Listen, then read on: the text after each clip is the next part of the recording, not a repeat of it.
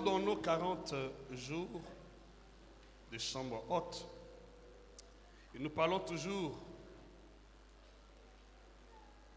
du secret du lieu secret. Le secret du lieu secret. C'est-à-dire, Dieu révèle ses secrets à ceux qui rentrent dans le lieu secret. Vous connaissez?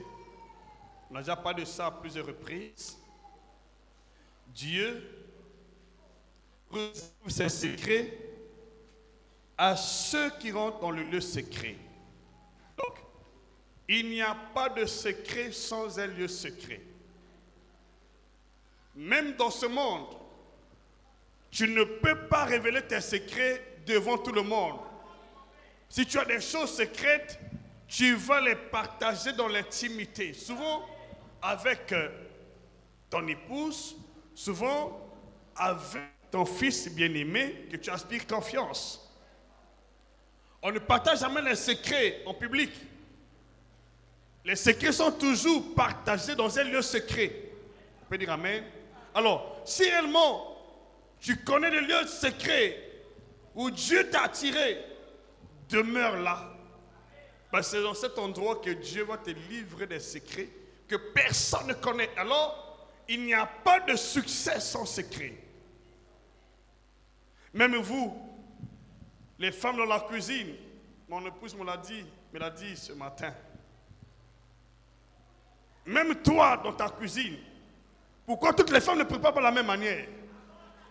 Vous pouvez avoir tout ce qu'il faut dans la cuisine, les mêmes ingrédients, mais vous n'aurez pas la même soupe, le même goût. Parce qu'il y a des gens qui maîtrisent le secret de la cuisine, qui sont enseignés pour ça, qui connaissent comment faire la jonction des épines. Mais les gens qui font la jonction des épices, quand tu goûtes, le plat n'a plus de goût, c'est maintenant épice sur épice.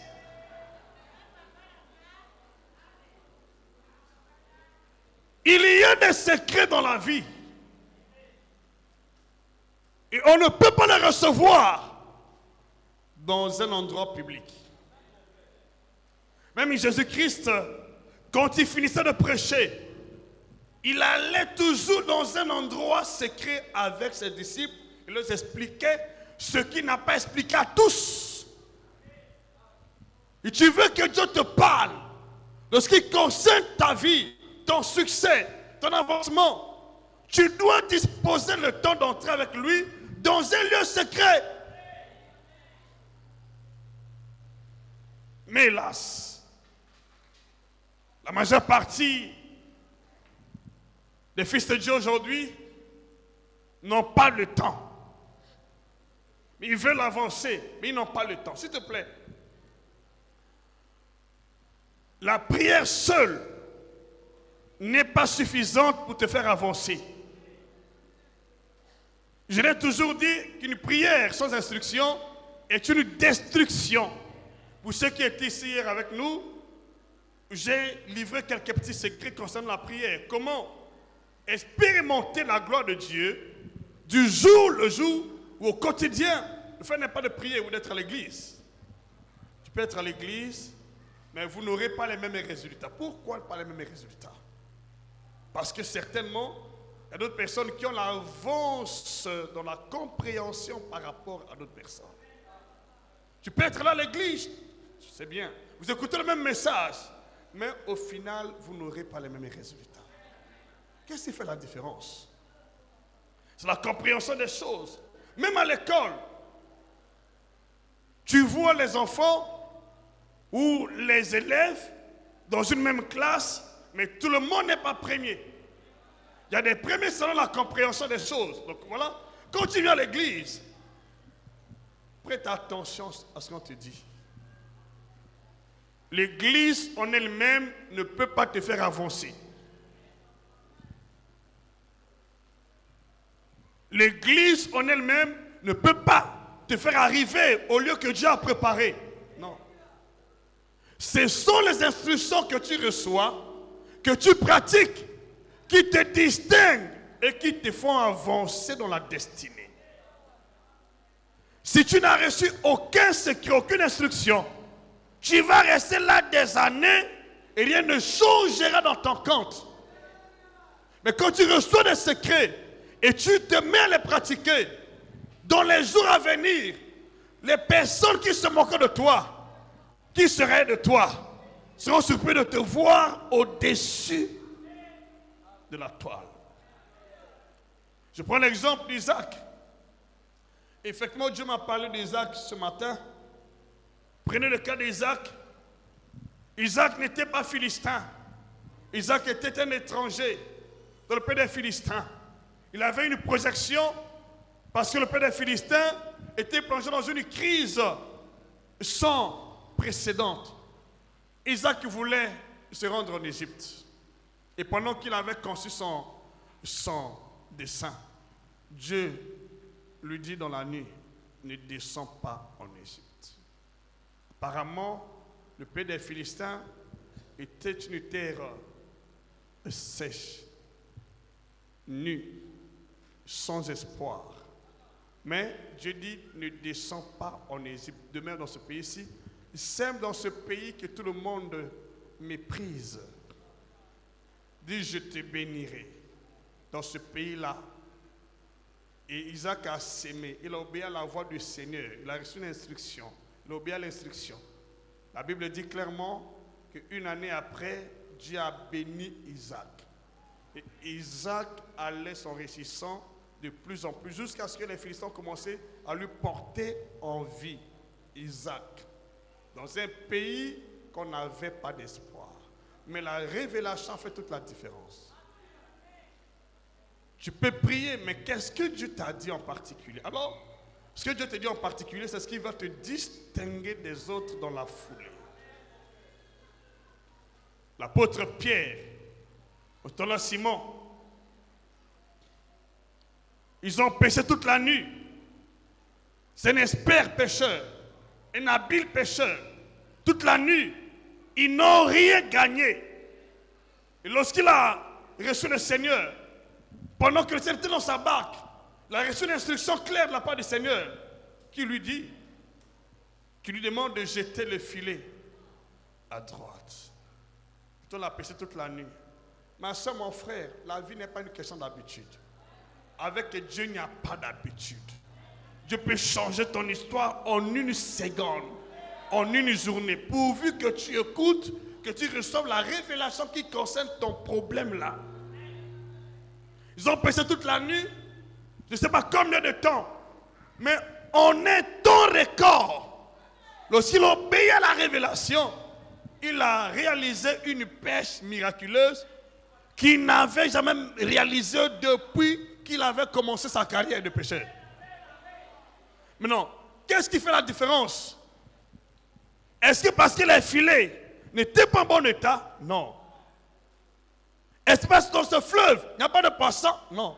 Vous savez, la richesse, la bénédiction de Dieu ne dépend pas de l'état du terrain. Ne dépend pas de l'état de tes filets. Ne dépend pas de ton expertise, de ton habileté. Beaucoup de gens se trompent parce qu'ils ne comprennent pas comment fonctionner avec Dieu. Ce que Dieu fait dépend de sa révélation et de ton obéissance à sa révélation. Même si sur le terrain, comment tu peux imaginer que le peuple d'Israël dans le désert n'a pas souffert un seul instant de la famine, n'a pas manqué de quoi manger, n'a pas manqué d'eau, dans un désert affreux. Mais toi, tu n'es pas dans le désert. Tu n'es pas dans le désert. Qu'est-ce qui manque? L'instruction. L'obéissance à l'instruction. Alors je veux par la grâce de Dieu, qu'à partir d'aujourd'hui, que tu prêtes attention. Ma soeur, j'ai toujours dit que ce n'est pas la conjoncture de la nation qui limite la prospérité du peuple. C'est le manque de révélation qui limite la prospérité du peuple. Il y a des gens qui pensent qu'il n'y a pas de travail au Congo, mais parce que toi, tu n'es pas révélé. Le travail ne vient pas de l'État. Le travail vient des personnes intellectuellement nanti et épanoui. Tu peux être dans une nation qui a toutes les ressources, mais si vous n'avez pas des personnes intellectuellement épanouies, si vous n'avez pas des Joseph, vous allez toujours traverser les crises d'année en année. Il faut avoir des Joseph. Si vous avez un Joseph, même dans les églises, pourquoi beaucoup d'églises sont pauvres?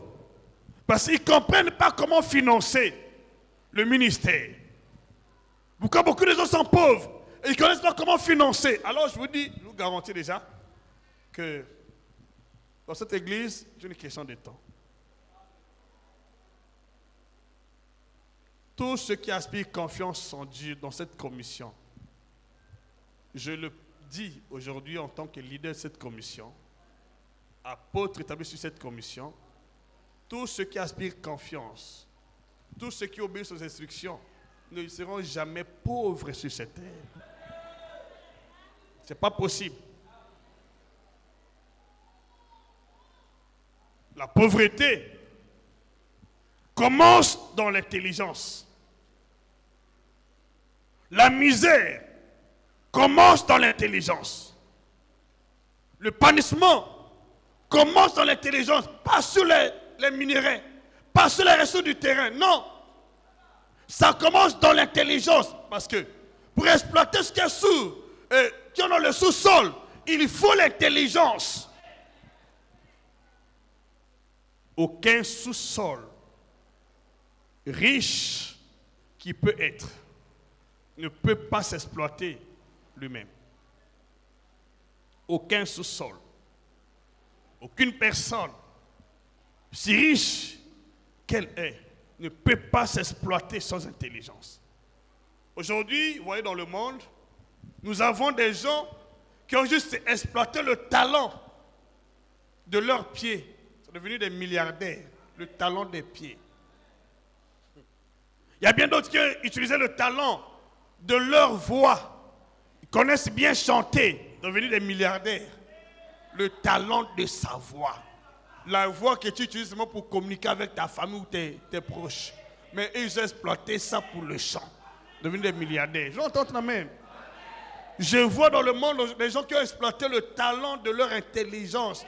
Donc ils sont devenus des milliardaires. L'intelligence, parfois que tu es une église là, ils ont exploité ça. Je l'entends quand même. Les gens qui ont exploité sur le talent de leurs mains, les mains seulement, ils sont des habiles créateurs. Même quand ils jouent au piano là, tu ne peux pas rester sur place. Avec le piano, ils sont devenus des multimilliardaires. Avec le piano seulement. J'entends ta main ici. Il y a des gens qui ont exploité le talent de leur prédication, la parole, la Bible. Avec la Bible que tu as là, ils ont exploité le talent spirituel de leur don spirituel. Les mêmes dons que tu as aussi sont devenus des personnes de valeur. Le même don que toi aussi tu as. Les mêmes dons là, la même Bible est là. Eux, ils se sont enrichis. Mais d'autres personnes s'appauvrissent. Pose-toi la question. Où se trouve la différence? Est-ce que c'est la Bible qui a de l'injustice? Où se trouvent les problèmes?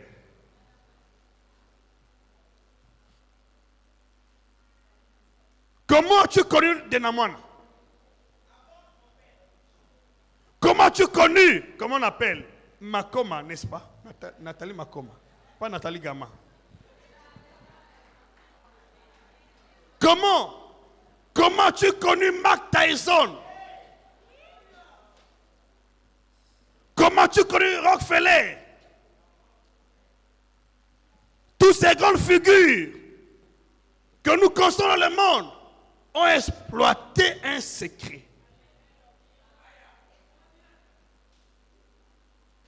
Il y a des gens qui croient qu'on n'a pas de boulot parce que tu es sot.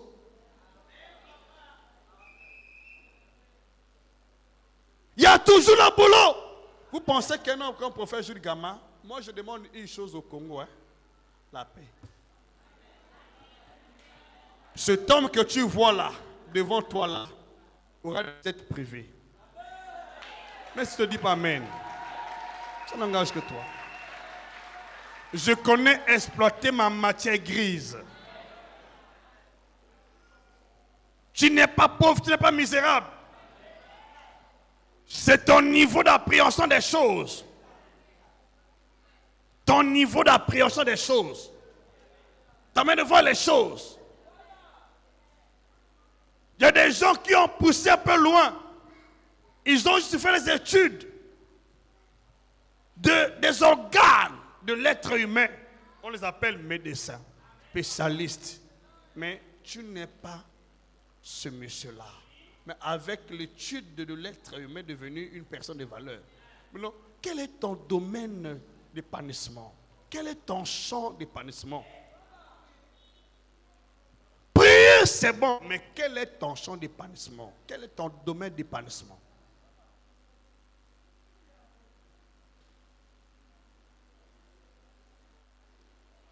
Les églises sont devenues pauvres maintenant. La première église n'était pas pauvre. Imaginez un peu. Une église qui donnait des vivres tous les jours aux veuves et orphelins. C'est une église. Tous les jours. Une église qui donnait autant qu'il faut pour satisfaire ou pouvoir aux besoins de ses adeptes. Comment était cette église? Quel est le secret de cette église? Les gens ne cherchent pas à comprendre. Vous n'avez pas encore vu. Ce que vous voyez là est une goutte de l'océan. Que tu dises amen ou pas, hein, c'est trop tard. Dieu m'a déjà donné la formule. Si on parle des hommes de Dieu bénis dans cette nation-là, nous sommes parmi. Lorsqu'on va citer les noms à la toile, au sommet, nous sommes parmi. Que tu dises amen ou pas, c'est trop tard. Parce que j'ai la matière.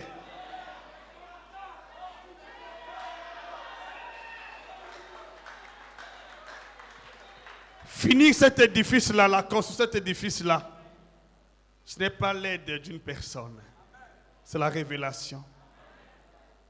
On peut faire beaucoup de choses plus que ça, avec la même révélation. Où c'est tout le problème? C'est la sottise de l'homme. L'homme ne veut pas comprendre. L'homme est envieux, convoitant, mais il oublie ce qui est en lui. L'homme nourrit plus son ego que l'amour du prochain. Or, tu n'es pas utile dans la société sans ton prochain.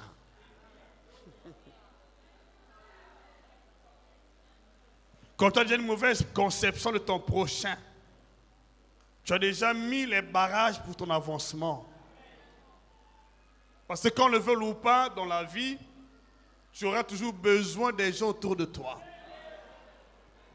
Ta valeur, bien sûr, elle dépend de Dieu, mais elle est mise en exercice à travers ceux qui sont autour de toi.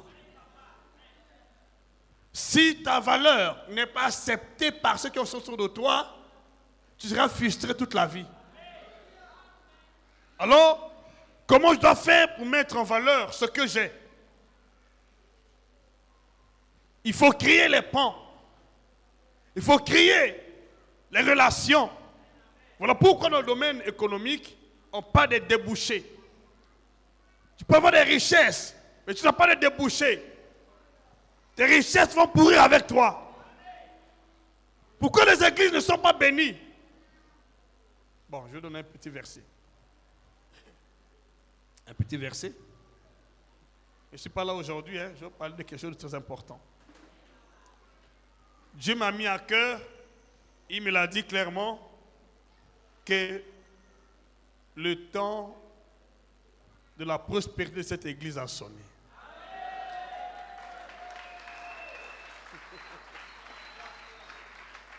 Vous allez voir des millionnaires dans cette église, des milliardaires dans cette église. Que tu dises amen ou pas, je l'avais déjà fait. Au centre là-bas, il y a eu des gens qui sont venus à l'église avec 0 francs. Ils étaient des Joseph en Égypte. Mais en Égypte, là, Dieu les a bénis. Ils sont devenus des premiers ministres. Dans cette église, c'est ce qui va se passer. Je n'ai pas besoin des gens qui viennent avec des millions ici. Non. J'ai besoin des gens qui viennent de 100 millions et qui vont sortir avec des millions ici. Et tu peux dire amen plus fort. C'est ton héritage, c'est ton image. Toi qui informes mes vies de là. Toi qui informes mes vies de là. Dans les jours à venir, les gens vont t'applaudir. Les gens vont t'acclamer. Tu es un Joseph de ta famille. Tu es un Joseph de ta famille. Tu es un David de ta famille. Ne crains pas ce que tu vois. Tu es un David de ta famille. Un David de ta famille. Hey. Ah, tu es là? Ne te sous-estime pas. Je suis né d'une famille pauvre. Mais c'est toi qui vas enrichir la famille, n'est-ce pas? Pourquoi tu es là? Pour sérieux ta vie. Pour sérieux ta vie. Continue à l'église. Ne perds pas ton temps à écouter les insanités, à t'embrouiller dans le mensonge. Focalise-toi sur ta destinée. Qu'est-ce que Dieu veut que je fasse dans sa présence? Voilà. Que le plan de Dieu pour ta vie, es-tu Isaac? Sème dans ce pays-ci. Es-tu Joseph? Interprète le songe. Es-tu Daniel? Interprète le songe. Qu'est-ce que Dieu veut que tu fasses dans l'église? Qu'est-ce que Dieu veut que tu fasses? Es-tu prédicateur? Prêche. Es-tu homme d'affaires? Fais les affaires. Es-tu choriste? Chante. Intercesseur? Intercède.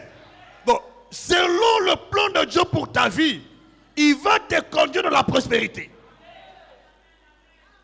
Beaucoup de gens sont dans l'église pauvres parce qu'ils ne connaissent pas ce qu'ils doivent faire. Nous prions beaucoup, mais sans joindre la prière à l'acte selon la révélation de Dieu. Pour ce verset, nous allons voir. Le temps est arrivé. Ceux qui crient au scandale, qui pensent que nous avons des politiciens ici, vont très bien voir que nous n'avons pas besoin des politiciens. Ce sont les politiciens qui ont besoin de nous. Vous allez voir dans les jours à venir, ils ont besoin de nous. Ok. Vous savez, je bénis Dieu parce que je suis prophète. Le prophète annonce toujours. J'ai toujours parlé. Hein? Oui, c'est comme ça, je parle toujours. Je peux te dire quelque chose qui va se produire 15 ans après. Quand je parlais au début, les gens ne me croyaient pas. Que tu crois, que tu ne crois pas, c'est trop tard. La prophétie est déjà accomplie sur la moisson. Et ça peut dire quand même plus fort. Tu vas te réjouir, ma fille, ne t'en fais pas. Et tu t'attends à cette commission. Que tu échoues, c'est que Dieu m'apporte. D'abord, tu ne peux pas échouer. Reste attaché. Focus. Actes des apôtres. Chapitre 4. C'est une parenthèse. Chapitre 4. Verset 32. Verset 34. Tu n'es pas misérable. Tu n'es pas misérable. Tu n'es pas misérable. Tu n'es pas misérable, ma fille. Si Dieu veut que tu ailles à l'école, va à l'école. Finis tes études. Viens me voir. Papa, j'ai fini. Je veux le boulot. Viens me voir. Papa, j'ai fini. Je veux le boulot. Je te donne le boulot. Et, ok. Tu vas très bien acclamer plus tard.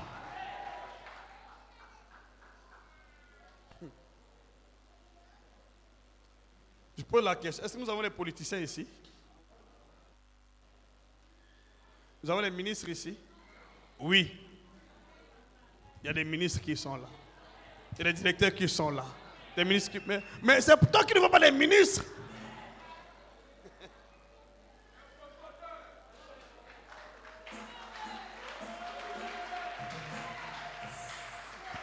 Hey, que Dieu t'ouvre les yeux.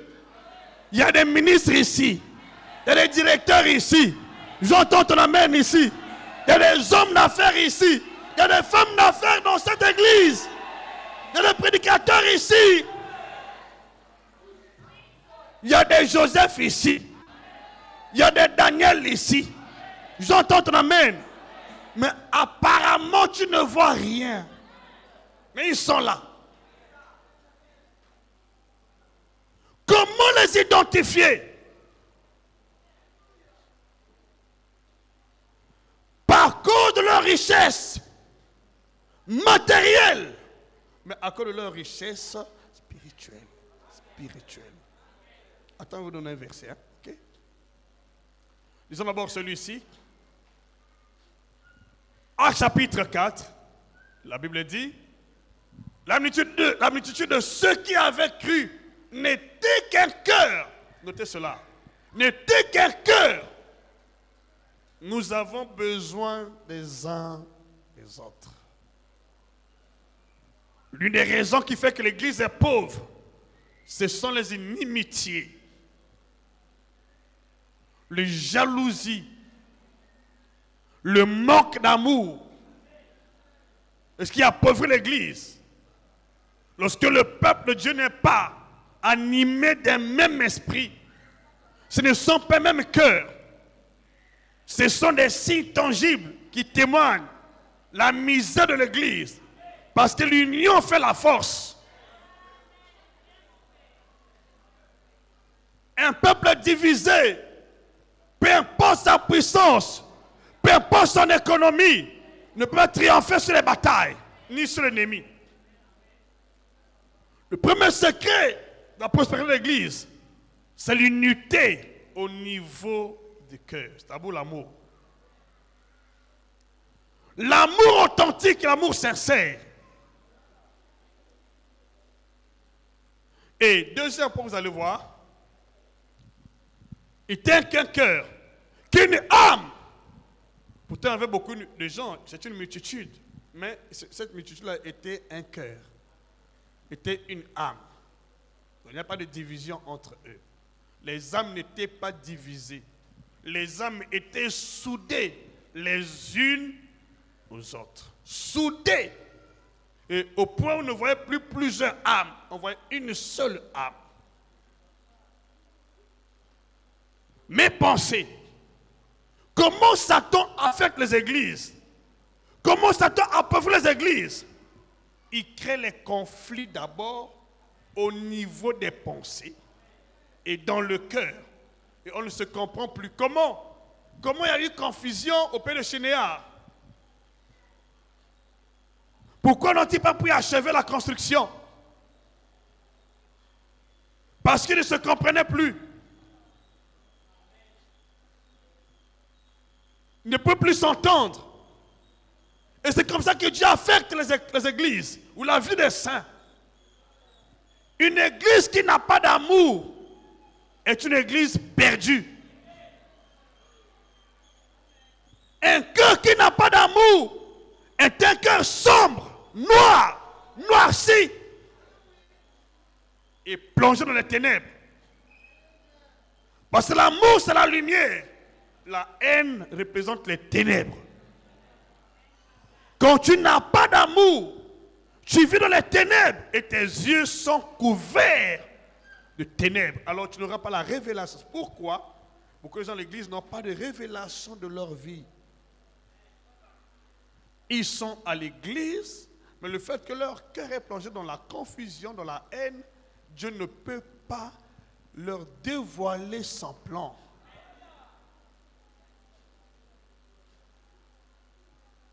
Même les pasteurs, pour qu'un pasteur présente dans son ministère, dès qu'ils sont là, le secret ce n'est pas d'abord la prière, c'est le cœur.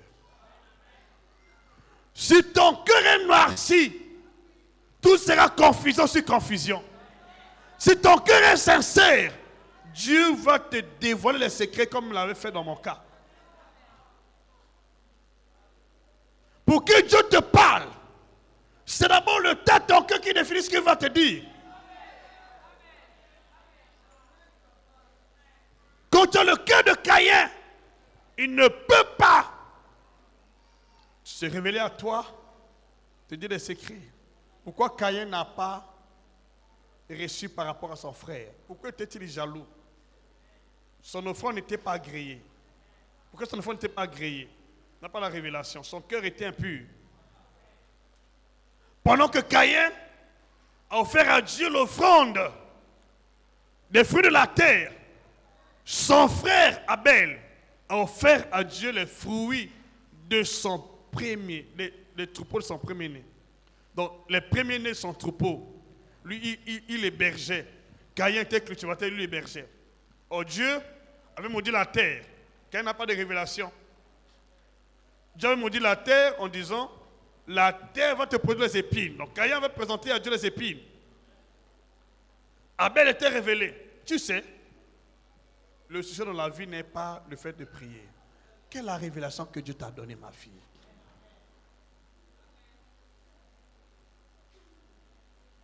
Caïn n'était pas exaucé, mais Abel était exaucé.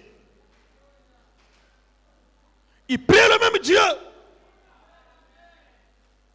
Mais le temps de son cœur était malsain, noir.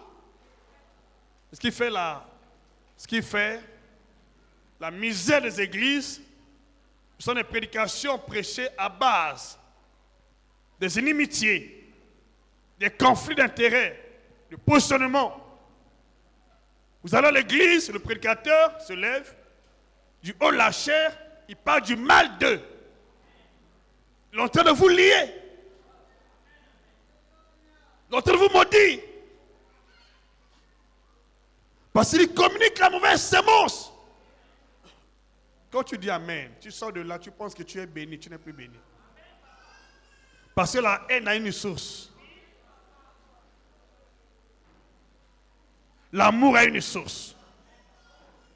Lorsque ton esprit se connecte à l'esprit malin, ton cœur sera rempli de haine, de jalousie, de médisance.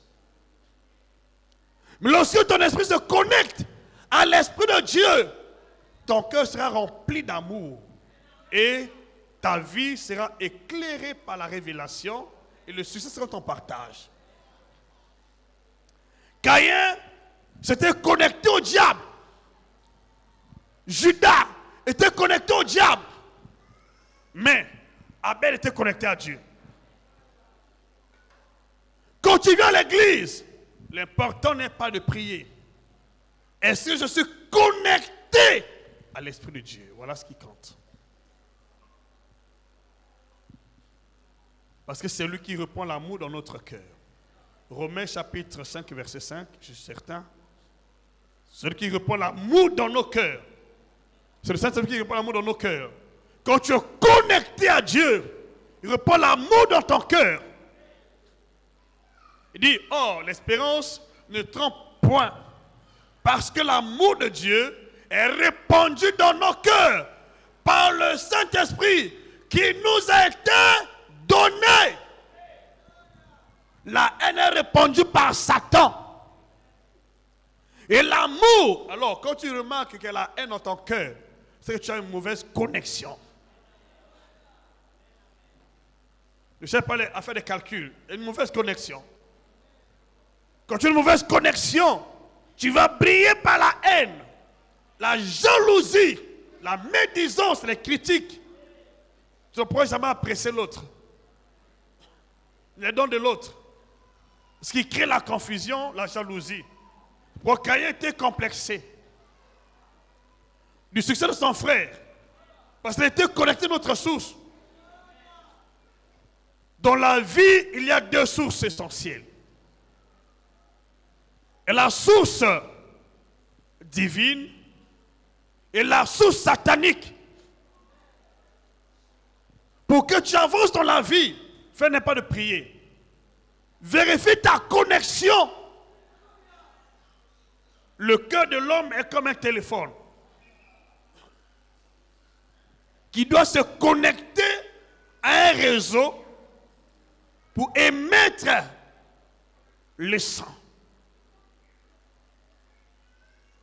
Pour communiquer, il faut être connecté à un réseau pour émettre le sang. Tu peux avoir le téléphone, mais tu n'es pas connecté à un réseau. Tu peux beau parler, il n'y aura pas émission du sang. Et je prie ce matin que ton cœur soit déconnecté de la mauvaise source. J'entends l'amen. Que ton cœur soit déconnecté de la mauvaise source. Dis, Père, à partir d'aujourd'hui, que mon cœur soit déconnecté de la mauvaise source et que mon cœur soit connecté pour l'éternité à la bonne source, à la bonne fréquence, qui n'est autre que ton Esprit Saint.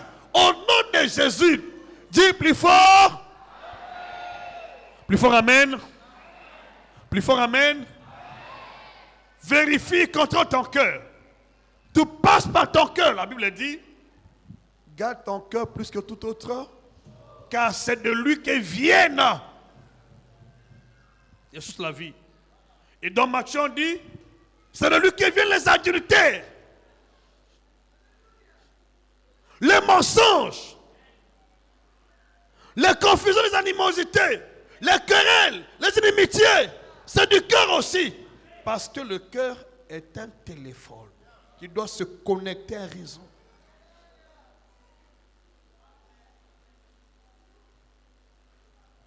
Tu veux avancer dans la vie, il n'y a pas d'autre secret. Contrôle ton cœur. Tout passe par le cœur. Dieu exauce le cœur, pas les lèvres. Dieu voit le cœur, pas les lèvres, ni ta personne. Dieu voit le cœur et non l'apparence.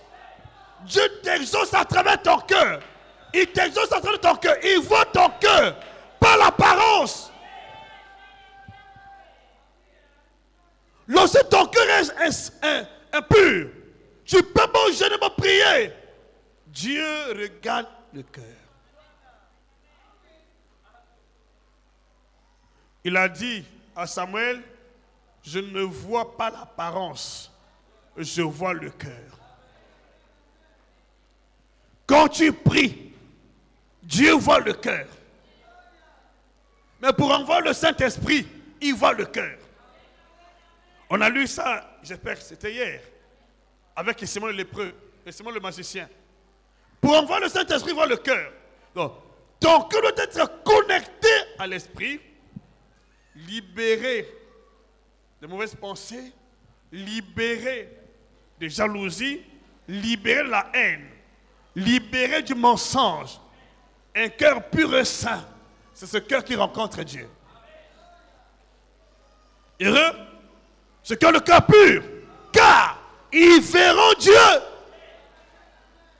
On voit Dieu par la pureté du cœur. Tu veux voir Dieu, il faut avoir un cœur pur. Francine, un cœur pur. Même si on te calomnie, même si on t'insulte, même si on t'offense, garde ton cœur pur. Voilà pourquoi moi, pour faire Jules Gama, c'est difficile de me voir dans la rue. Je ne m'interfère pas dans les choses des gens. Je ne suis pas dans ça. J'ai toujours dit à mon épouse, maman, le plus grand secret de la vie spirituelle, c'est le cœur. Même si tu entends les gens te critiquer, garde ton cœur. Mais si on se moque de toi, garde ton cœur. Pourquoi beaucoup de gens se sont découragés aujourd'hui? Parce que ton cœur est blessé. On t'a tellement critiqué, on t'a insulté, on t'a offensé. Qu'est-ce que ce Dieu-là fait? Et depuis ce jour-là, tu es découragé. Si tu n'as rien fait, tu serais vivant.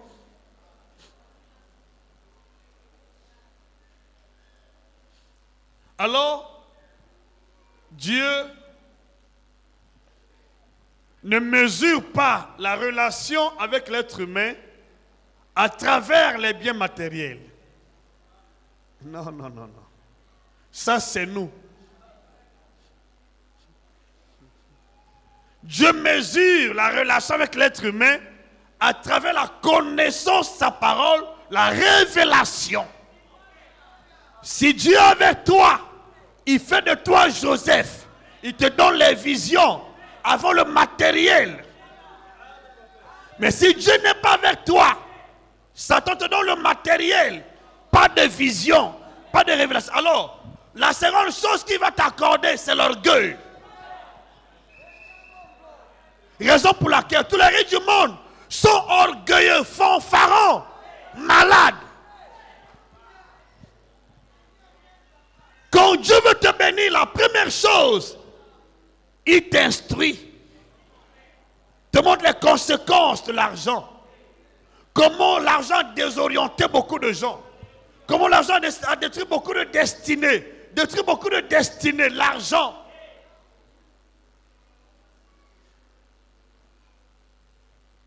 Qui connaît que l'argent détruit les destinées? Qui connaît que l'argent détruit les destinées? L'argent détruit beaucoup de destinées. Attention. L'argent détruit beaucoup de destinées. L'argent détruit beaucoup de... Je dis bien, l'argent détruit beaucoup de destinées. L'argent détruit beaucoup de destinées. L'argent détruit beaucoup de destinées. L'argent détruit beaucoup de destinées. Oui. Pour que l'argent ne te détruise pas, il faut un esprit qui t'établit au-dessus de l'argent. Parce que l'argent, c'est un esprit. Et quand Dieu veut te bénir, premièrement, te donne les visions, il te fait accompagner par son esprit. Et quand l'esprit de Dieu en toi t'établit au-dessus de l'argent, et tu ne peux pas t'enorgueillir parce que tu as l'argent. Au contraire, tu seras humble. Voilà pourquoi tous les vrais riches sont humbles. Tous les faux riches sont orgueilleux.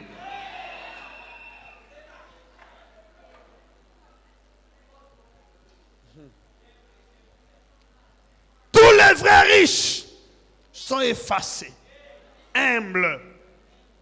Mais les mauvais riches, les faux riches, lorsqu'ils te voient en chemin, quitte-la, pauvre et misérable. Comment tu as eu l'argent? Explique-moi l'origine de ton argent.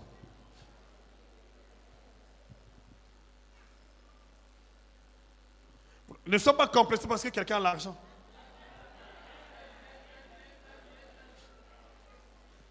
Qu'est-ce qu'il y a dans cet homme? Qu'est-ce qu'il y a derrière lui? Qu'est-ce qu'il a?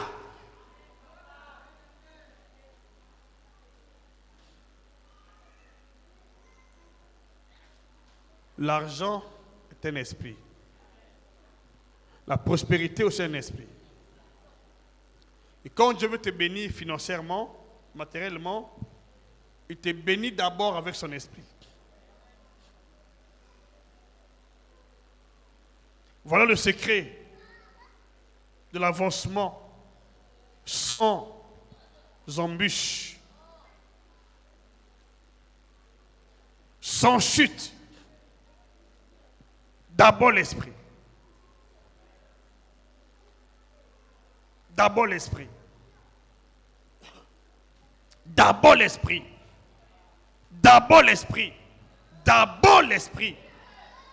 Et quand l'esprit est là, il apporte l'unité. Il apporte la paix. Il apporte l'amour. Il apporte l'humilité. Donc, c'est Dieu qui nous établit au-dessus de l'argent. Ce n'est pas l'argent qui t'établit au-dessus de la toile. Ce n'est pas l'argent. Beaucoup de gens, l'argent, mais ont déjà chuté. Parce que l'orgueil précède, la chute précède l'orgueil précède la chute. Quand tu vois quelqu'un qui est arrogant parce qu'il a eu l'argent, je vous le dis clairement, dans les jours à venir, tu le verras par terre. Mais il ne le sait pas. Les diables par terre. Et quand tu vois quelqu'un qui a beaucoup d'argent, mais toujours aime. Crée cet homme-là. Crée cette femme-là. Elle est dangereuse. Elle est dangereuse. Amen. C'est ça. Parce que l'humilité précède la gloire. Ce sont des choses aujourd'hui que beaucoup de gens n'ont pas compris. C'est pourquoi les églises sont pauvres. Tu viens à l'église, tu n'as pas l'amour pour ton prochain. Tu peux être béni. Déclassé. Ma prière ce matin est que Dieu donne l'amour à chaque cœur dans cette assemblée. Que ton cœur soit rempli d'amour. Commence à prier pour les autres. Commence à avoir la compassion pour les autres. Prie pour les autres, ne peut pas se moquer d'elles.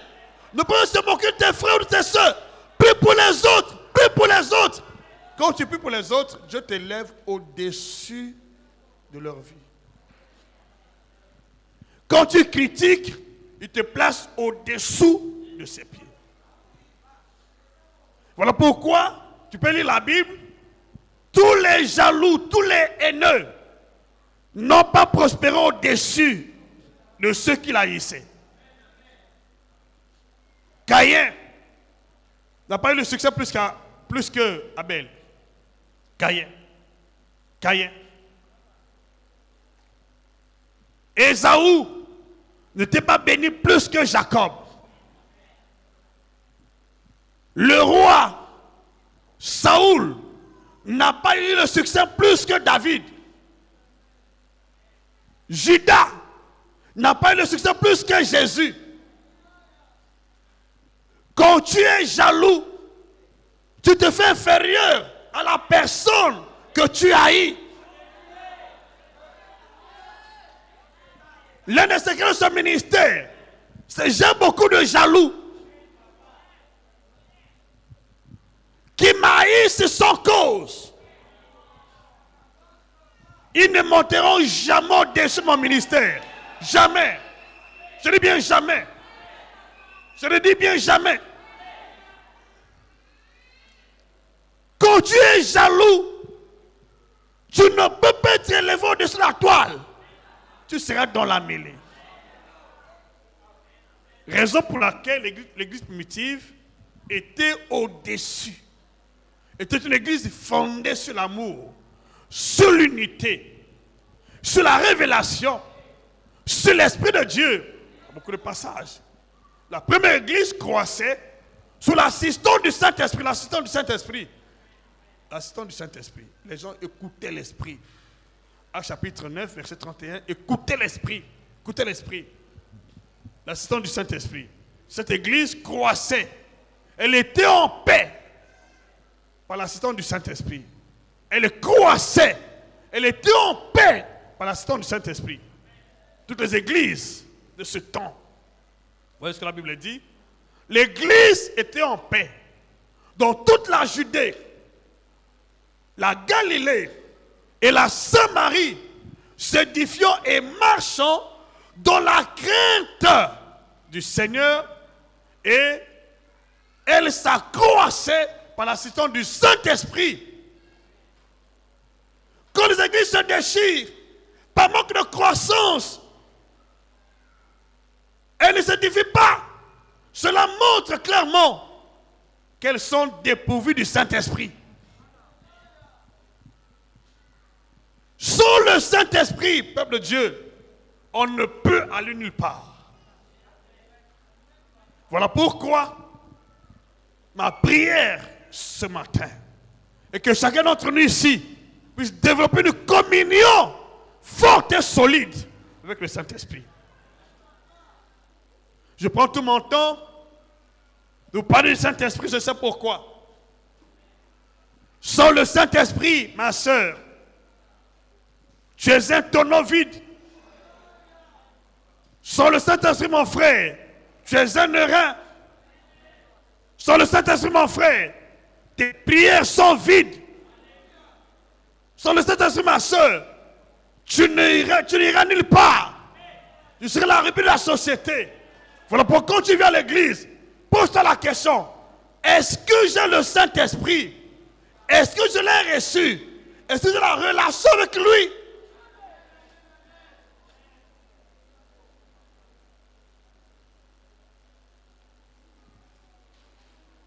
est-ce que je l'ai reçu?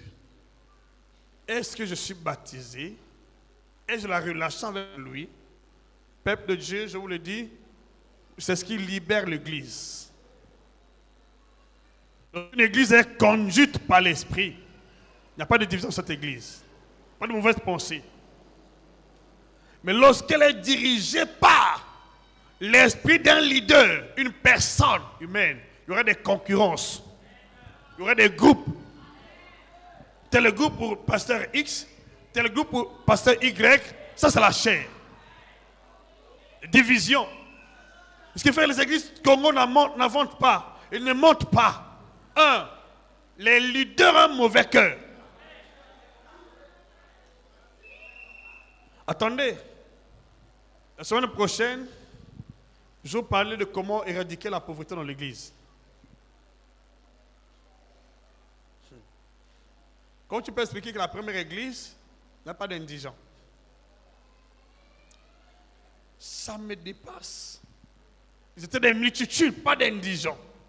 Mais nous sommes quel modèle d'église? Nous sommes quel genre d'église?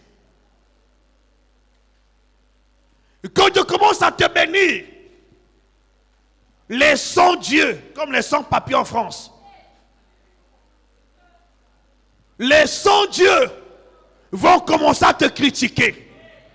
Comment tu peux expliquer que dans cette église, il n'y a pas d'indigents? Toute cette multitude était riche. Comment ça?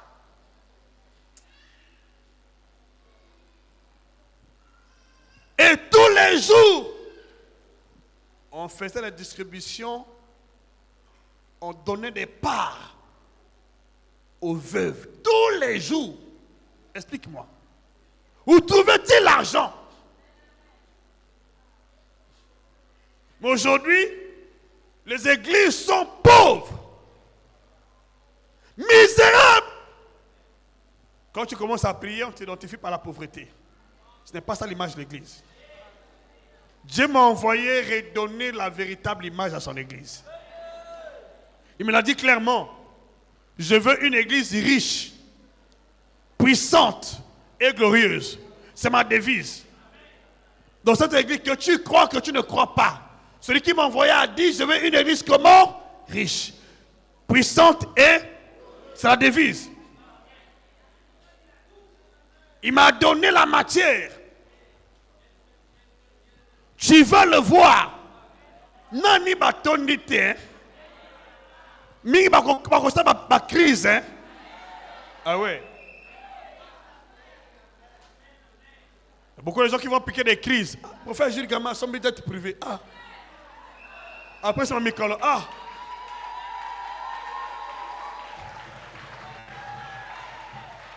Je ne vous flatte pas. Hein. J'ai toujours dit, hein. Je ne vous flatte pas. Je ne vous flatte pas. J'ai pris le Dieu d'Abraham. Je prie le Dieu des apôtres. Je prie le Dieu des apôtres. Je prie le Dieu des apôtres. Je ne prie pas mon Dieu, je prie le Dieu des apôtres. Le Dieu des apôtres. Le Dieu de Pierre. Le Dieu de Paul. Le Dieu de Jacques. Le Dieu de Jean. C'est le même Dieu que je prie. Le Dieu que tu pries. C'est le même que je prie. Je refuse la pauvreté dans cette église. Je refuse la pauvreté. La misère, je refuse. Je refuse dans cette église au nom de Jésus.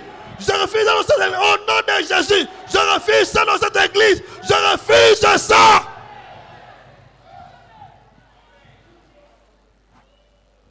C'est ma mission. Et je connais comment ça marche. Ça commence ici. On t'aime la relation dans l'église. Et après ça génère la multiplication. Exode 31. Kolelate. Nazo samba bazo sekanga. Ibakobele la yo. Mikolezali. Obele la yo. On va dire, ah, Jennifer, je vous laisse encore Dieu. Comment tout le monde Béni. Explique-moi. Exode 31.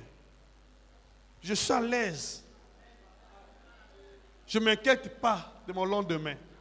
Il y a des gens qui disent, ben, prophète, tu n'as pas encore construit. Oh, la construction c'est quoi? C'est toi qui penses que Dieu peut me donner une maison maintenant. Mais, même aux États-Unis aujourd'hui même. Et j'étais avec l'apôtre Ndeke hier. On était un groupe de plus de 10 pasteurs. Nous préparons la réunion de la Confédération, l'église de réveil, très bientôt, c'est demain, lundi, je vous donne l'annonce. Il me dit, prophète, tu sais, le Congo est encore loin dans l'évangile. Je suis allé au Côte d'Ivoire, 2 ans seulement. L'église n'a même pas plus de 300 personnes. Ils sont venus me voir, papa. Avec ce que Dieu fait par votre canal, nous voulons t'acheter une parcelle. On va construire. Je dis, oh, quoi?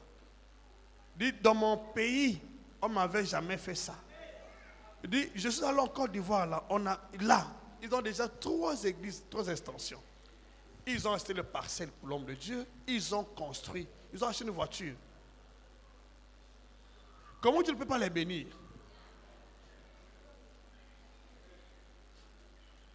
Il dit, mais chez nous ici, tu fais bon travail. On te critique. On t'appelle franc-maçon. Il dit, mais finalement, les Congolais ne connaissent pas Dieu. Donc, Dieu bénit seulement les francs-maçons. Les francs-maçons sont bénis plus que Dieu. Quelle mentalité de la pauvreté?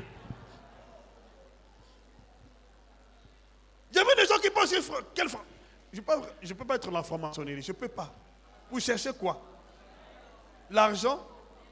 Satan sait que je ne suis pas dans ces histoires-là. Satan le sait. Tous les faux pasteurs qui le disent là, Satan sait qu'ils sont le mensonge. Ils sont les faux pasteurs. Ils ne connaissent pas Dieu. Mon prophète, je dis, gamin, je ne peux pas aller dans la franc-maçonnerie. Pourquoi chercher? Pour chercher quoi? Vous cherchez quoi? L'argent? Connaissez comment travailler l'argent? C'est pour l'argent. Boti kanga suit.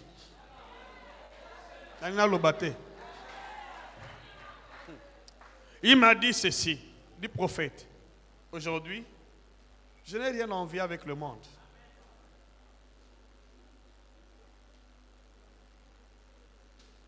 Je lui ai partagé la vision que Dieu m'a donnée. Il dit, effectivement, c'est la même vision que Dieu lui avait donnée. Lorsqu'il a commencé à mettre en pratique cette vision-là, tout le monde s'est levé.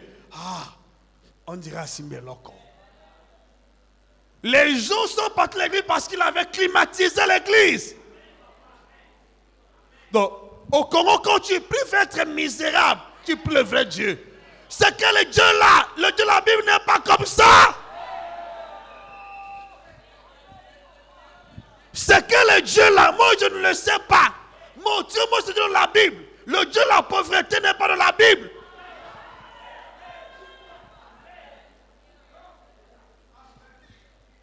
Donc quand tu pries Dieu, tu deviens misérable. Tu manges difficilement. Je ne sais pas si c'est l'évangile du Congo. Hein. C'est la Bible que j'ai là. Je ne l'ai pas vue. Dans cette Bible, je ne l'ai pas vue. Abraham était béni. Isaac était béni. Israël était béni. David était béni. Salomon était béni. Jésus était béni. Les apôtres étaient bénis. Montrez-moi l'église qui est pas dans la Bible. Montrez-moi quelle église.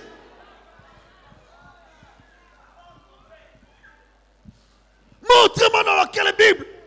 Dans quelle Bible? Montrez-moi. Dans quelle Bible? Dans quelle Bible? Ce sont des sorciers, ceux qui le disent. Ce sont des marabouts. Ce sont des magiciens.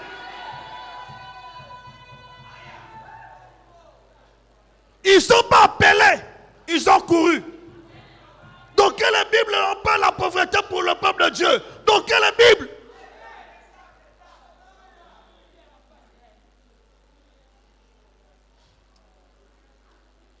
Dans quelle Bible? Je vais montrer les passages. Je vais arrêter de presser sur ça. Montrez-moi les passages bibliques. Depuis Abraham jusqu'à aujourd'hui. Depuis Abraham. Dans quelle Bible? Il y a pas son numéro évangile. Mais on dirait Nassim est l'autre côté.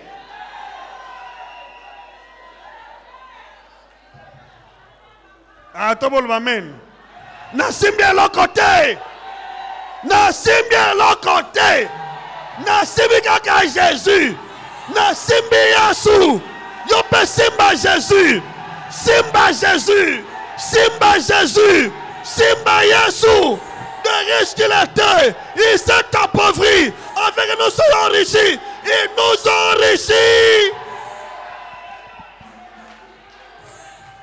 Simba Yassou maman. Simba Yassou mon frère. Simba Jésus. Dans tes affaires. Dans ton commerce. Dans ton entreprise. Simba Jésus. Simba Jésus. Ça va marcher. Ça va aller de l'avant. Ça va marcher. Ça va reçu. Simba Jésus.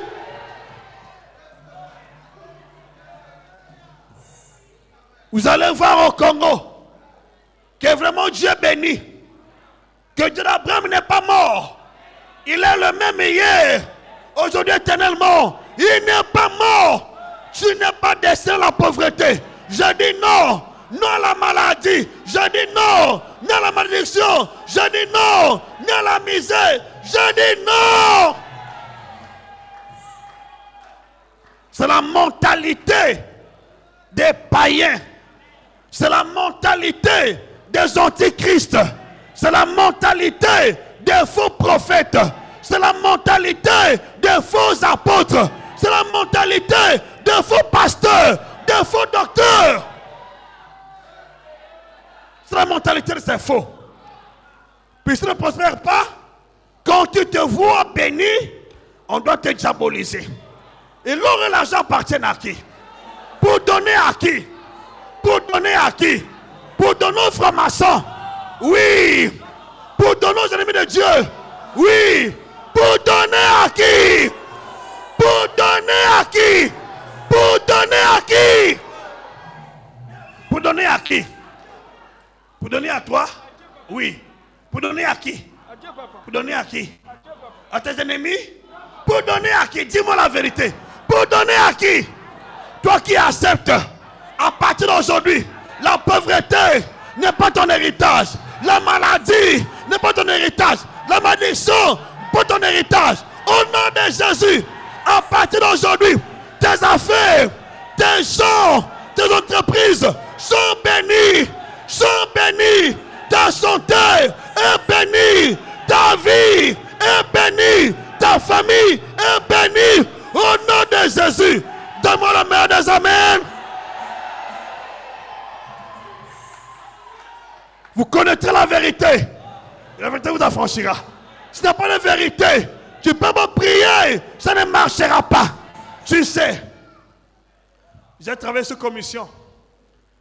Quand j'ai commencé à prospérer, les gens me voyaient avec un mauvais œil. J'ai commencé à prospérer. Tu sais, les ennemis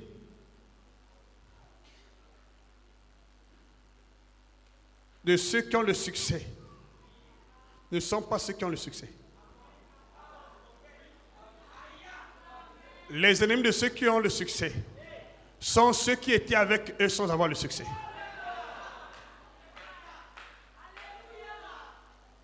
Même tel que vous êtes là, quand Dieu commence à t'élever, et tu as un ami qui a un mauvais cœur à côté de toi, va commencer à t'en jalouser.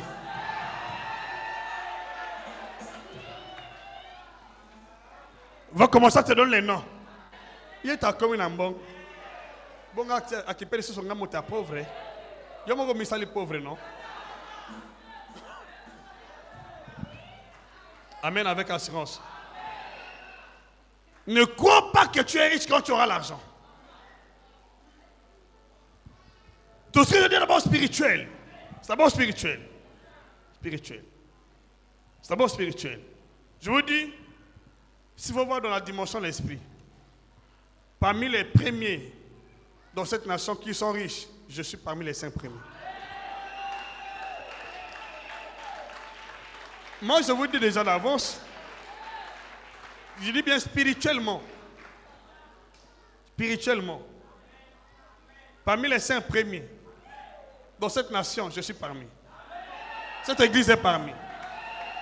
Ok. Bon, il y a comme aux hommes à niveau, c'est bien. Je dis déjà d'avance. Nazar Joseph. Nazar Betchelil. Nazar Betchelil. Exode chapitre 31. Ça ne commence pas dans le matériel. Ce n'est pas le matériel. Ce n'est pas le matériel. Dis-moi amen. Qui a dit amen? Exode 31. Logiquement, ce n'est pas ma prédication d'aujourd'hui. Mais Dieu a voulu que j'abonde dans ce domaine. Je voulais parler de... Mais le Seigneur m'a conduit dans ce champ-là. Parce qu'il y a beaucoup de gens qui sont en train de pleurer les finances. Qui disent non, nazo salamambong, nazo simbate, nzamba zotala, tazotala. Quels sont les principes? Est-ce que tu crois que tu es riche? Ou tu crois que tu es pauvre? Tu vois ta condition physique, tu t'assimiles à la condition physique. Non, assimile-toi ton identité spirituelle. Exode, affiche-moi le verset. Exode. Tout est d'abord spirituel. L'Éternel parle à Moïse et dit, il n'a pas parlé à Betchelil ni à ses collaborateurs. Sache que j'ai choisi Betchelil. Il ne savait pas s'il vit. Betchelil ne savait pas qu'il était choisi, mais Moïse connaissait. Dieu avait révélé ça à un prophète. Et quand Moïse parlait, Betchelil était surpris. Il disait à Moïse, moi, tu vois la condition dans laquelle je vis, Moïse. Tu peux croire que vraiment Dieu m'a choisi dans cette étape. C'est vraiment Moïse, c'est ce que tu dis. Moïse, il ne faut pas se moquer de moi, Moïse. Ne me trompe pas, Moïse. Quand nous parlons souvent, les gens pensent qu'on se moque du peuple. Nous exagérons. Nous disons les choses qui sont vraies. Et qui se manifestent par la foi de ceux qui croient. Donc, sache que j'ai choisi Betchelil, fils d'Iri. Dis-moi le nom, son père. Fils de Hur, de la tribu de Juda. Il dit, mais sa tribu. Verset 4.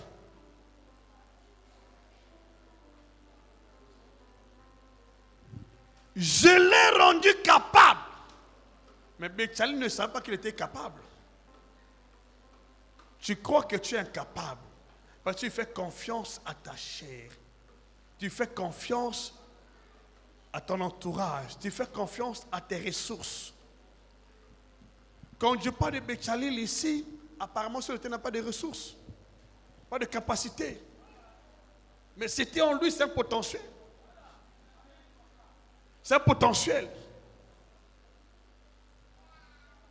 Tout ce que Dieu fait dans notre vie commence comme un potentiel.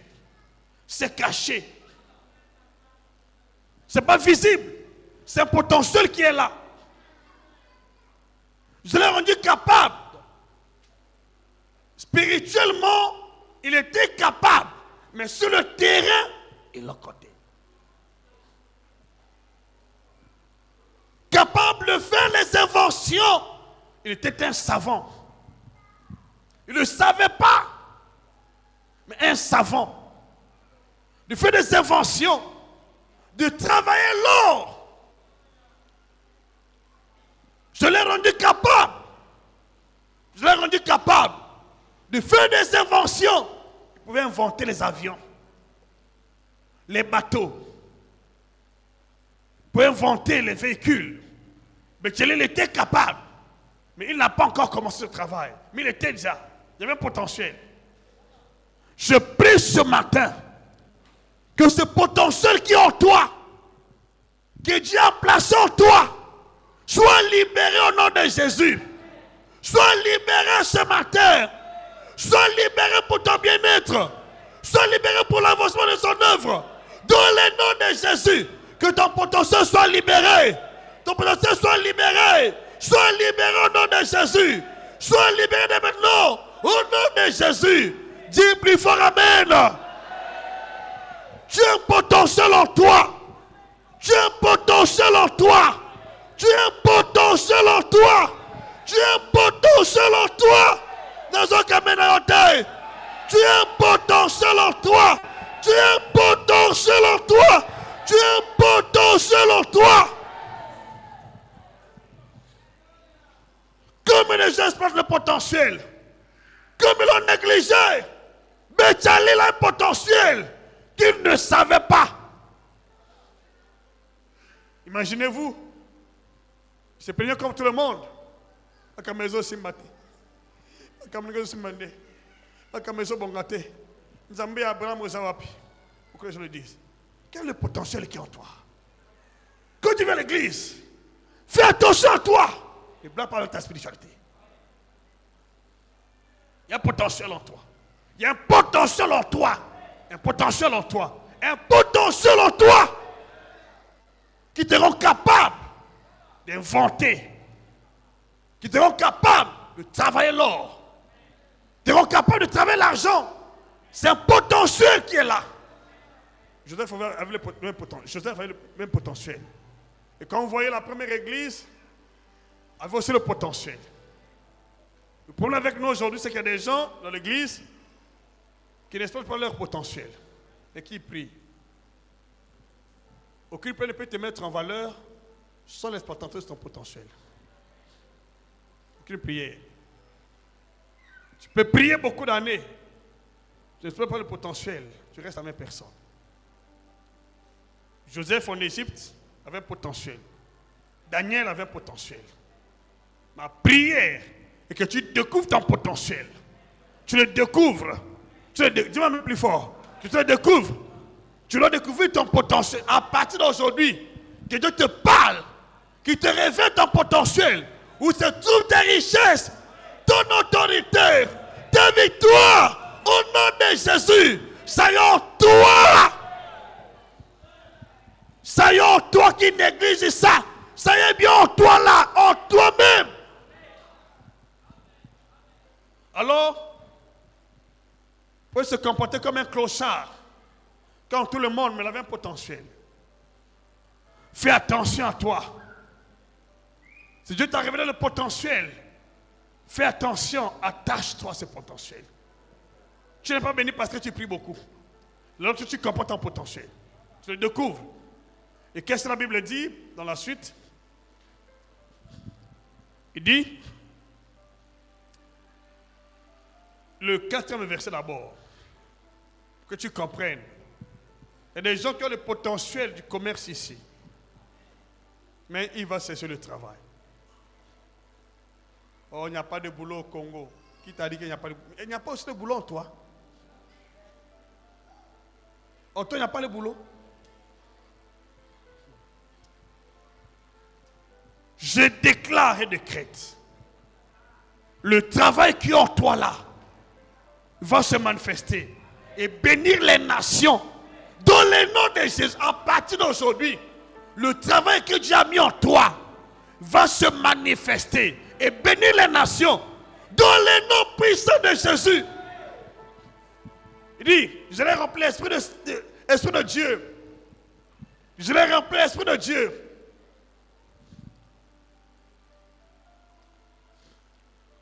Non, reprends au verset 2. Parce qu'il faut voir le long pas du travail. On fait le travail avec quel esprit? On fait le travail avec quel esprit? On ne fait pas le travail avec l'entreprise d'une autre personne. On fait le travail avec l'entreprise de Dieu en soi.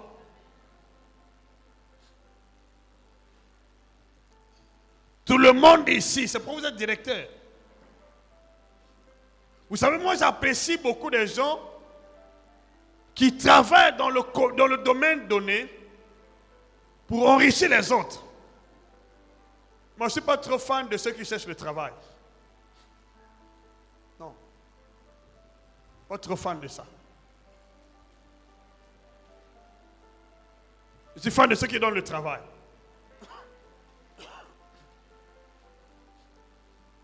Ce n'est que pour le travail, moi, prophète Jules Gamala, je ne peux même pas embêter le gouvernement. Même pas une personne. Je peux aller en France. Je peux aller partout. J'aurai beaucoup d'argent. Si je sors du Congo là, une année plus tard, son adjoint au Kobo Sanangai. Et tu sais que le Congo est parmi les pays qui étouffent les talons, les dons. Quand les gens qui ont échoué ici, quand ils vont ailleurs là, ils s'explosent. Vous savez que l'œuvre que Dieu est en train de bâtir ici, ailleurs, ça ne sera plus ça. Je peux aller aux États-Unis une année. Si Dieu me permet d'aller seulement là-bas une année seulement. Nazomia ou maman, au Kobo Sanangai. Avec tout ce que je connais faire. Tout ce que je sais faire là. Non. Tika.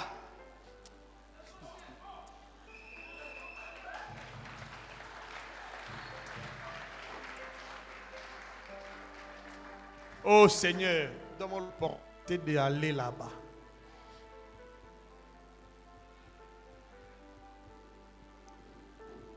Ma prière est que nous comprenions et nous ayons la mentalité de Dieu dans l'église congolaise.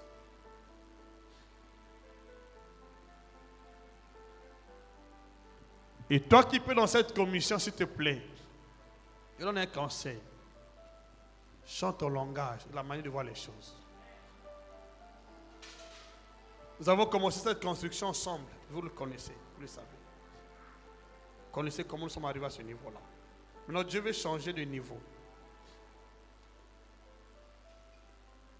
Et comment changer de niveau? En exploitant le potentiel qui est en chacun de nous. Comme au temps de la première église, Dieu a exploité le potentiel. En Égypte, Dieu a exploité le potentiel qu'il avait mis dans Joseph.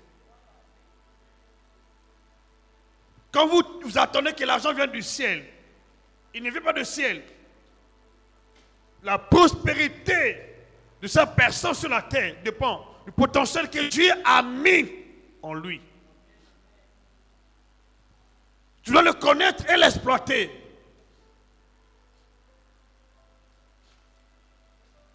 Ta richesse n'est pas au ciel. Qu'est-ce que Dieu a mis en toi?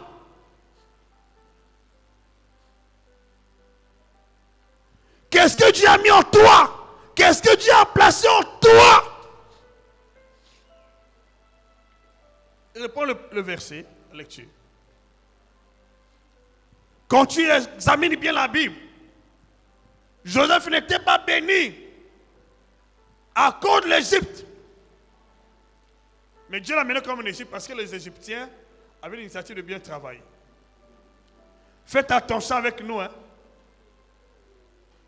Si vous négligez le potentiel, on peut nous amener ailleurs. Ah oui, il faut le dire. Il avait reçu la vision auprès de son père. Mais ses frères étaient jaloux. Les frères voulaient ôter sa vie. Dieu l'a fait déplacer. Même Jacob, il était béni par son père. Mais Dieu l'a béni auprès d'un étranger. Même Isaac, parce que Ismaël cherchait à ôter sa vie, Dieu l'a béni auprès d'un étranger. Faites attention si Dieu vous envoie des hommes de Dieu avec un charisme, avec un potentiel. Faites attention à vous. Les gens nous critiquent pour rien. À cause de leur jalousie. Parce qu'ils n'ont pas le potentiel. Ils ne comprennent pas ce qui est en eux. Il y a quelque chose que Dieu a mis en toi qui m'écoute. N'envie pas ton frère. N'envie pas ton prochain. Chacun de nous a un potentiel en lui. N'envie pas ton frère. Dieu veut que nous travaillions d'un commun accord pour se rendre les services les uns les autres. Vous savez, je bénis Dieu, excusez-moi le terme, pour les frères musulmans. Ils sont le grand marché, ils sont nombreux au grand marché des commerçants. Mais ils n'ont pas de dualité. C'était les chrétiens là. On laisse les pièges. On se critiquer. Je bénis Dieu parce que tu vas chez Shem M1 Westaf, qui n'a pas l'article que tu cherches, il t'envoie chez son frère. Hein? Mais chez nous ici, on critique. Vous êtes pauvres. C'est malheureux. Vous dites que vous êtes les hommes d'église. Quelle église? Les hommes de Satan, pas d'église. Vous êtes les hommes, tout ce qu'ils font, qui travaillent comme ça, les hommes de Satan, ne sont pas de Dieu. Ce sont des satanistes. Comment tu es de Dieu, pas d'amour? Hein? Et tu peux dire que, bon voilà, ce problème-là pour être réglé, va chez mon frère pasteur X. Quand les gens viennent ici, les gens disent, ah, comment on dit Minayo? Comment il y a des gens qui sont partis d'ici, qui plient dans d'autres églises. Est-ce que la rose à la contre bango? Peut-être qu'ils passent les alawate. Sur les alawate, tu vas ailleurs. Bon, il y a un peu de alawa. Donc, on vient yote. Tout ça. Hein? Grandition. C'est la mentalité. Bien aimé, je souhaite que tu prospères. À tous égards, qu'on prospère. Le temps de l'homme de ton frère.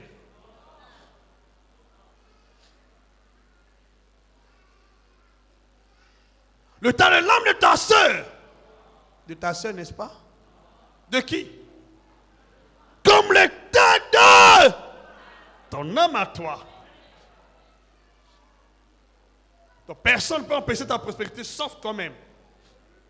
Sauf toi-même. Sauf toi-même.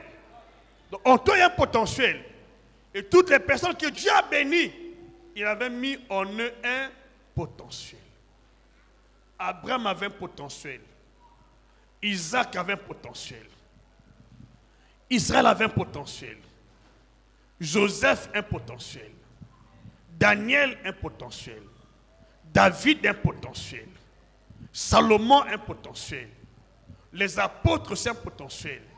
Même ceux de Miti avaient un potentiel. Donc voilà, on n'est pas béni à cause de l'état. Nous sommes bénis à cause de notre potentiel. Et si nous apportons notre potentiel, on peut enrichir le tas.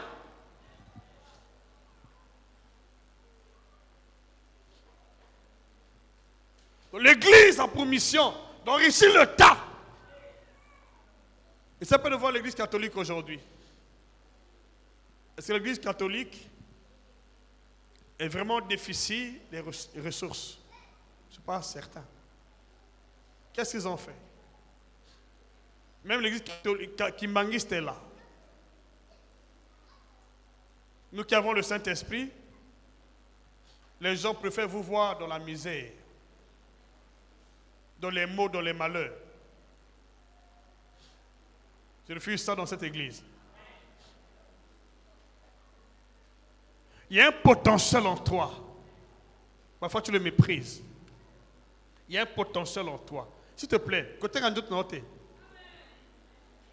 Ce qui en toi est plus que la vie mondaine. Ce qui en toi. Exploite ça. J'ai vu beaucoup de femmes béninoises ici au marché qui exploitent le potentiel, le commerce. J'ai vu une chinoise au Congo ici. Une chinoise qui a des biens dans tout le Congo. Chinoise. Et qu'est-ce que tu fais congolaise? So du libalate, angai makame baby. Et baby wapi? Hein? Où tu as mis ton potentiel? Où as-tu placé ton potentiel? Sinon, si on a besoin de faire un mobile, on va faire de l'autre côté. Boutique en gaz. Hein? Ma soeur, s'il te plaît, ne te méprise pas. En toi, il y a quelque chose de valeur. Le mari bosse, tu bosses. Vous bossez. Et vous avez la richesse. C'est tout. Vous savez, les gens pensent que la vie éternelle, c'est seulement par du Saint-Esprit toute la vie. Mais le Saint-Esprit amène quoi? Qu'est-ce que le Saint-Esprit amène dans la vie du peuple? Il amène les maladies. Il amène les pauvretés. Il amène les malédictions. Il amène la disette. Ah oui, c'est ça. Qu'est-ce que Jésus a dit? Le voleur vient pour dérober, égorger et selon la mission que l'Église a adoptée. Mais pas cette Église. Il dit, moi je suis venu afin que les brebis aient la vie. Et comment? Dans la disette. Dans l'abondance. Dis-moi, l'abondance c'est quoi? Qu'est-ce que cela signifie? Qu'est-ce que l'abondance? Qu'est-ce que l'abondance? Église, qu'est-ce que l'abondance?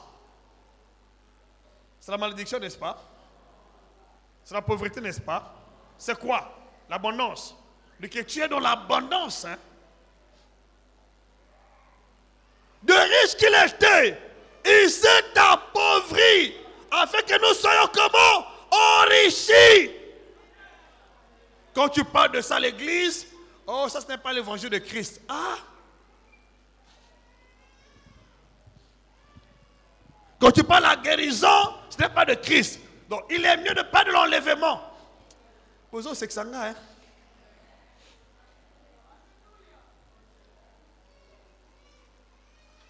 Le Saint-Esprit n'a pas mené seulement l'enlèvement. Sur la terre, nous avons une vie, une histoire.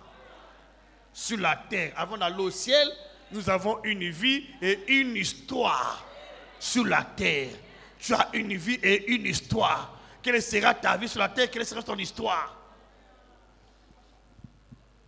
Pourquoi pas d'Abraham? Pourquoi pas d'Isaac? Pourquoi pas de ces gens?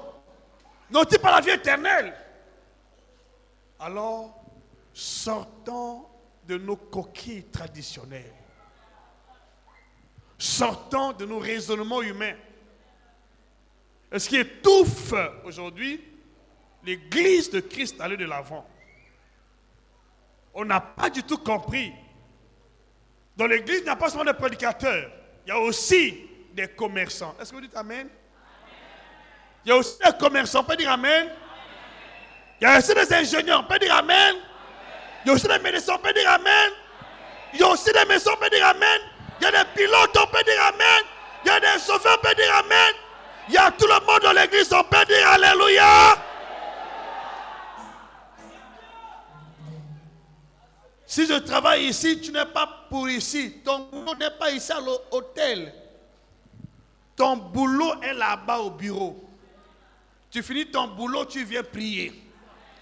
Je finis aussi, je me repose à la maison. Mais c'est comme ça l'église qui peut dire Amen. Zozamu Amen et Angolo.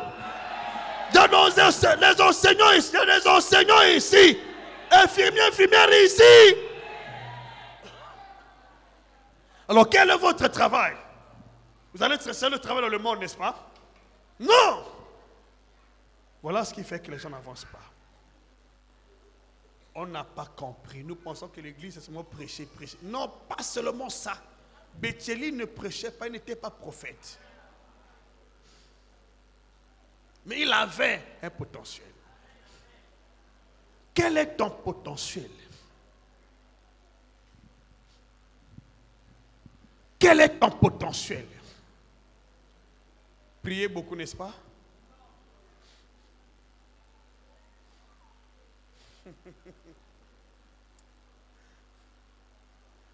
Quel est ton potentiel? C'est là. On va lire comme dans la Bible. Actes chapitre 4. Quel est ton potentiel? Tu vas trouver la réponse. Va à la maison, dis Seigneur, quel est mon potentiel? Actes chapitre 4. Oh là là, nous sommes à la fin.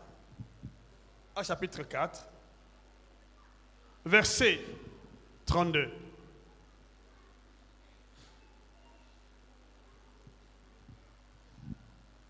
La multitude. Donc, commence au verset, Actes chapitre 2. Actes chapitre 2 commence au verset 45. 45, Actes chapitre 2. Commence au verset 44. On va voir ici. Dans l'église, il n'y a pas seulement des prédicateurs. Il dit, ceux qui croyaient étaient dans le même lieu. Ils avaient tout en commun, n'est-ce pas? Ok. Verset 44, 45. Ils vendaient leurs propriétés. Donc, ceux qui croyaient aussi avaient des propriétés. N'est-ce pas? Il y avait les propriétés. Et ils ont partagé le produit entre tous, selon le besoin de chacun. Ils avaient des propriétés. Eux. Maintenant, à chapitre 4, verset 32.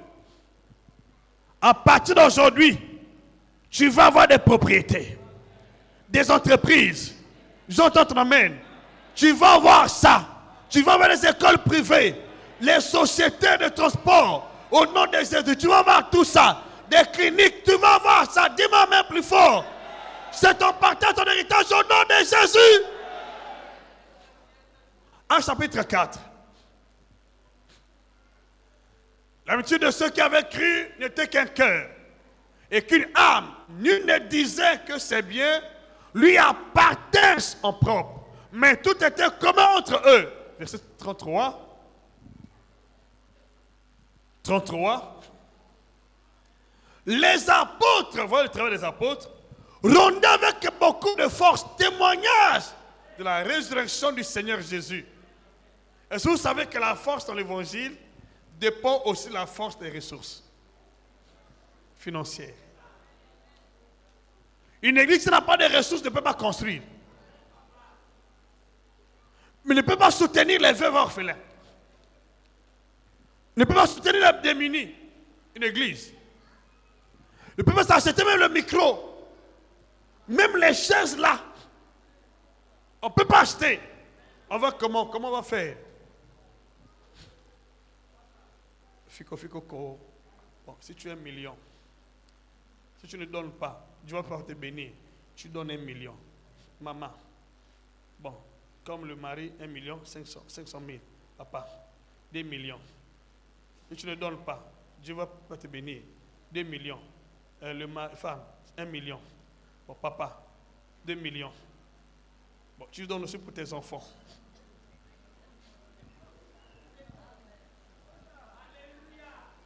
Qu'est-ce qu'il fait d'abord pour que tu lui demandes cet argent? Quelle cupidité! Dans leur cas ici, il y avait des gens qui avaient des propriétés. On doit comprendre ça dans l'église. Ils n'étaient pas oisifs. Ils travaillaient. Ils avaient des propriétés. C'est pas fini. 34 plutôt, 34. Car il y avait parmi eux aucun indigent. Pourquoi? Tous ceux qui possédaient des champs. Donc, ils avaient des champs.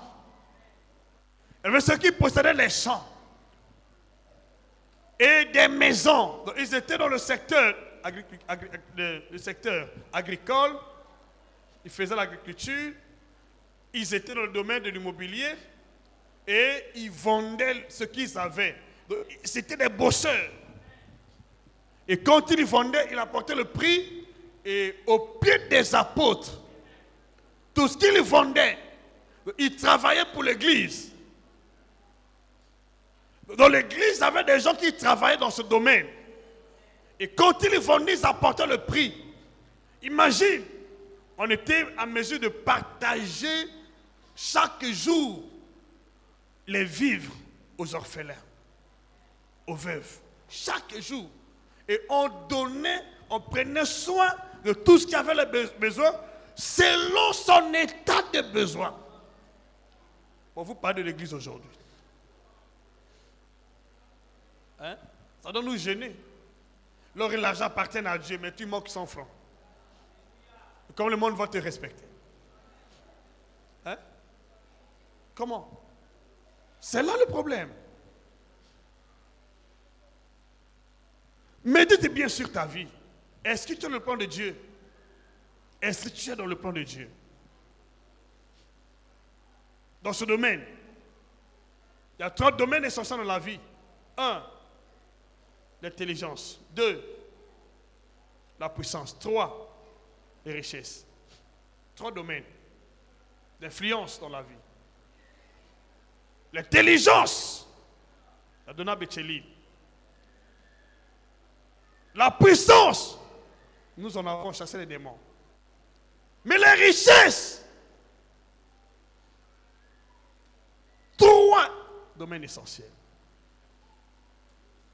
L'église est exclue aujourd'hui, mais je déclare à partir d'aujourd'hui que cette église soit inclue. Que tu sois inclus, jeune frère. Ne prends pas ta vie à la légère. Tu n'es pas n'importe qui. Jeune sœur, ne pleure pas avec ta vie. Tu n'es pas n'importe qui. Prends bien soin de ta vie.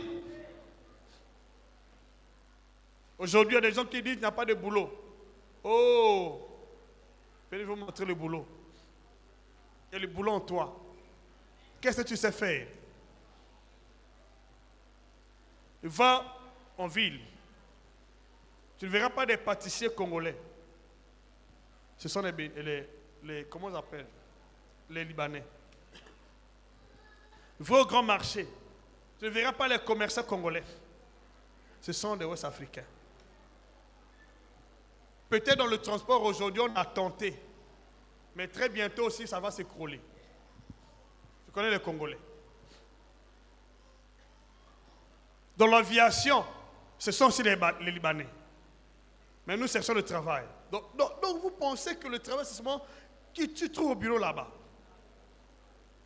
Et ils sont en train de travailler là. Ils n'ont pas l'argent. Et cet argent est différent de ce que l'État congolais te paye. Alors, pourquoi on ne travaille pas? On a méprisé le potentiel.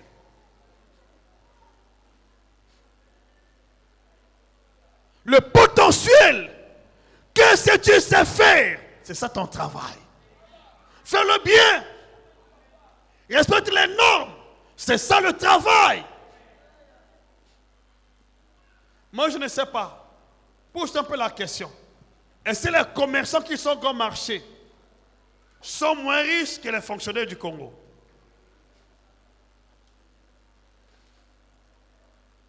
Entre les commerçants là et les fonctionnaires, lesquels sont riches?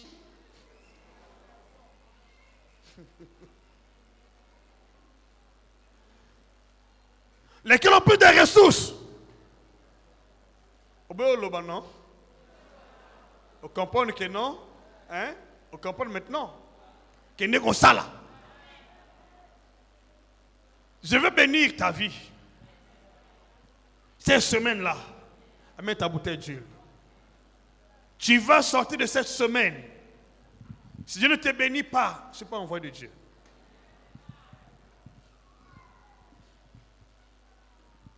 Tous ceux qui vont être consacrés, qui vont recevoir cette huile, ne seront jamais pauvres dans leur vie. Parce que l'Esprit de Dieu ici, fais entendre amen. Acclame plus fort si tu es d'accord avec ça.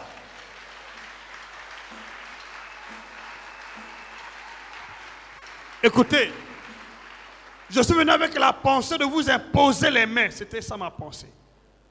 Mais quand j'arrive ici, tu m'as détourné le message. Il a vu certainement que beaucoup de gens passent par des moments difficiles ici. Le cœur de Dieu saigne. Je vais prier pour tous ceux qui passent par des moments difficiles. Change ta manière de voir les choses. Tu n'es pas misérable. tu n'es pas pauvre. Tu n'es pas esclave de l'argent. C'est l'argent qui est ton esclave. Je vais prier pour toi cette semaine. À partir d'aujourd'hui, tu ne manqueras pas d'argent. Au nom de Jésus-Christ. Tu es d'accord? Tu es d'accord? Tu peux acclamer là où tu es.